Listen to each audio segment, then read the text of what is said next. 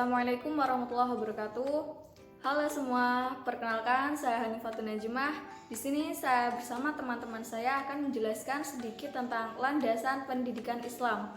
Adapun materi yang akan kita bahas terbagi menjadi 3 bagian, yaitu yang pertama, pengertian tentang pendidikan Islam, yang kedua, landasan pendidikan Islam, dan yang ketiga, memaknai ayat dan hadis. Pengertian pendidikan Islam. Pendidikan dalam Kamus Besar Bahasa Indonesia berasal dari kata dasar didik, yaitu mempertahankan dan memberikan latihan tentang akhlak dan kecerdasan. Secara istilah, pendidikan ialah suatu proses untuk merubah sikap individu atau sekelompok anak sejak lahir dalam usaha mendewasakan manusia secara jasmani dan rohani dalam interaksi alam dan lingkungannya. Sedangkan Islam memiliki arti taat, patuh, tunduk dan berserah diri kepada Allah Subhanahu wa Ta'ala, sehingga dapat disimpulkan bahwa pendidikan Islam merupakan suatu upaya mendidik dengan ajaran agama Islam serta nilai-nilai yang bertumpu pada Al-Quran dan Al-Hadis guna membentuk karakteristik manusia. Adapun istilah-istilah pendidikan Islam, yang pertama ialah at-tarbiyah, yang berasal dari kata rob yang artinya tumbuh, berkembang, serta menjaga eksistensinya. Jadi, at-tarbiyah adalah proses transformasi ilmu pengetahuan terhadap peserta didik untuk memiliki sikap semangat tinggi dalam menjalani kehidupannya, sehingga terbentuklah ketakwaan, keimanan, perilaku, dan kepribadian yang baik. Kemudian yang kedua adalah at-ta'lim, yaitu berasal dari kata 'allama yu'allimu ta'lim, yang berarti mengajarkan ilmu pengetahuan. Jadi, at-ta'lim adalah mengajarkan ilmu pengetahuan kepada peserta didik tanpa adanya batasan dan ketentuan secara spesifik. Dan yang ketiga adalah at-ta'dib, yang berarti pengenalan dan pengakuan yang memiliki arti tentang etika, moral, akhlak, dan adab untuk melahirkan pendidik dengan peradaban atau kebudayaan yang baik. Jadi, at-ta'dib adalah proses perubahan mental terhadap individu. Misalnya, menghormati dan mentaati kedua orang tua. Fungsi pendidikan ialah menyediakan segala fasilitas guna mempermudah kegiatan belajar mengajar. Sedangkan fungsi pendidikan Islam ialah melaksanakan transmisi dan transformasi nilai-nilai kebudayaan dari masa ke masa yang terdapat unsur-unsur kemanusiaan secara selektif dan sangat dibutuhkan oleh manusia.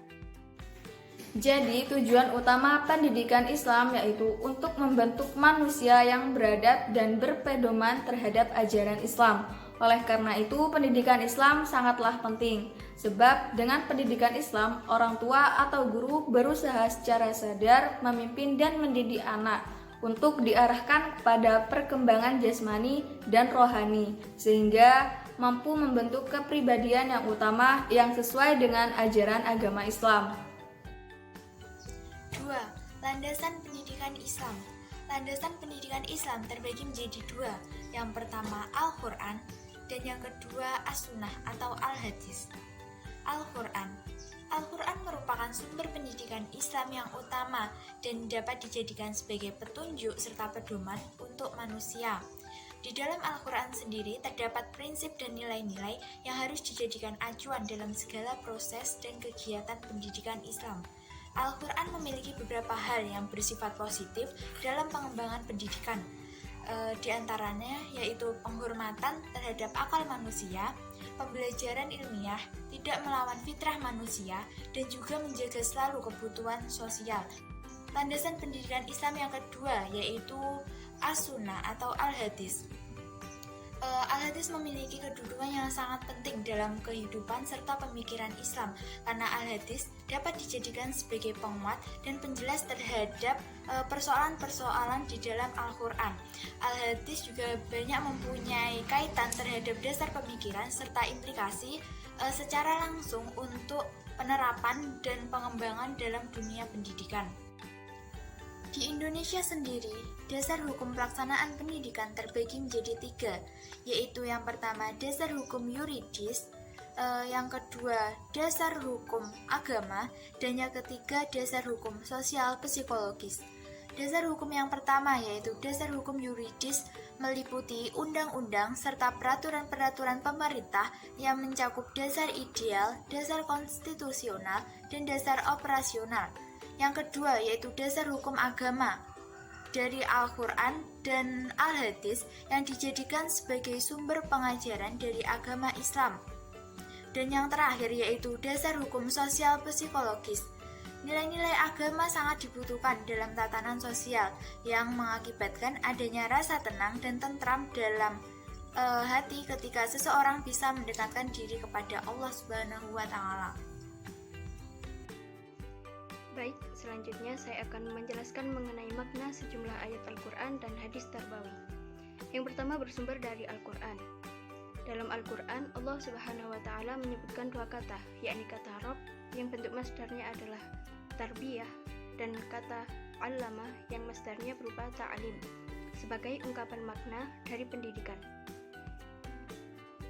Kata Rob ini disebutkan sebanyak 981 kali dalam Al-Quran dengan berbagai makna dan menjelaskan mengenai sifat dan objek Allah Subhanahu wa Ta'ala sebagai penguasa, pemelihara, pendidik, dan penjaga alam semesta, sehingga dapat diketahui bahwa pemeliharaan seluruh makhluknya merupakan pendidikan yang diberikan oleh Allah Subhanahu wa Ta'ala.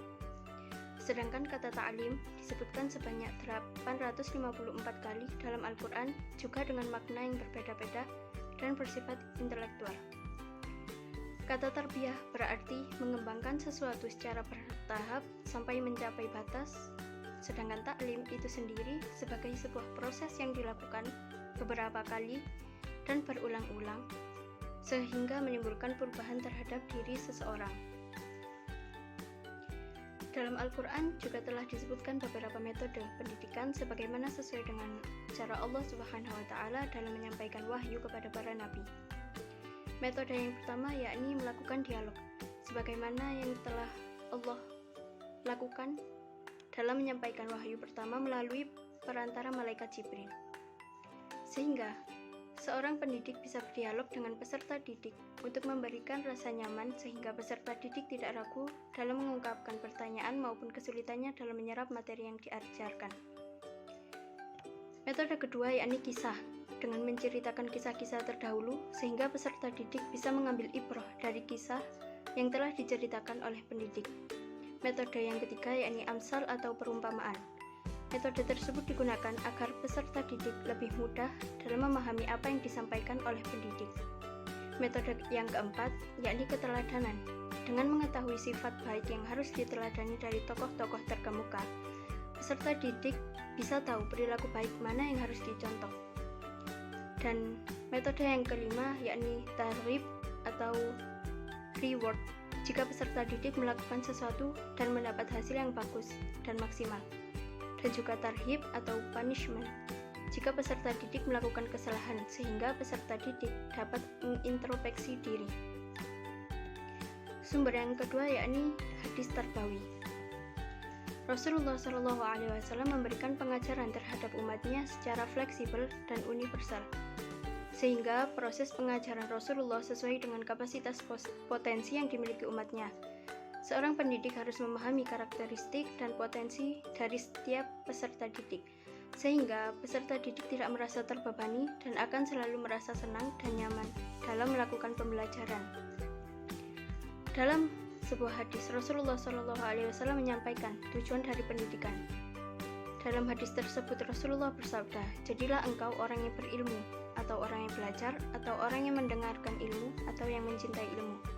Dan janganlah engkau menjadi orang yang kelima, maka kamu akan celaka." Sehingga dari hadis di atas dapat disimpulkan bahwa kita harus menjadi orang yang berilmu di dunia ini agar kita bermanfaat untuk orang lain. Untuk menjadi orang yang berilmu, kita harus giat belajar dan mendengarkan seorang guru saat menyampaikan materi. Dan yang terpenting, kita harus senantiasa mencintai ilmu, karena dengan ilmu akan ada banyak hal yang dapat kita lakukan. Di sini yang dimaksud dengan orang kelima dari hadis tersebut adalah orang bodoh yang malas dalam mempelajari ilmu dan orang yang membenci ilmu. Jadi dapat disimpulkan bahwa ilmu sangatlah penting dan terdapat pula firman Allah Subhanahu wa taala dalam potongan ayat Al-Qur'an surah Al-Mujadalah yang berbunyi Bismillahirrahmanirrahim Yarfa'illahu alladhina amanu minkum walladhina utul ilma darajat, yang artinya Allah akan mengangkat derajat orang-orang yang beriman di antaramu dan orang-orang yang diberi ilmu beberapa derajat. Kemudian M. Quraish Shihab pernah mengatakan dalam bukunya yang berjudul Wawasan Al-Quran, yaitu tujuan diturunkannya Al-Quran adalah memadukan usaha dan pertolongan Allah, akal dan kalbu, pikir dan zikir, iman dan ilmu. Akal tanpa kalbu menjadikan manusia seperti robot. Pikir tanpa zikir menjadikan manusia seperti jin dan setan. Iman tanpa ilmu sama dengan pelita di tangan bayi, sedangkan ilmu tanpa iman bagaikan pelita di tangan pencuri. Baik, itulah sedikit penjelasan tentang landasan pendidikan Islam. Apabila ada kekurangan dan salah kata, baik disengaja ataupun tidak disengaja, kami mohon maaf sebesar-besarnya.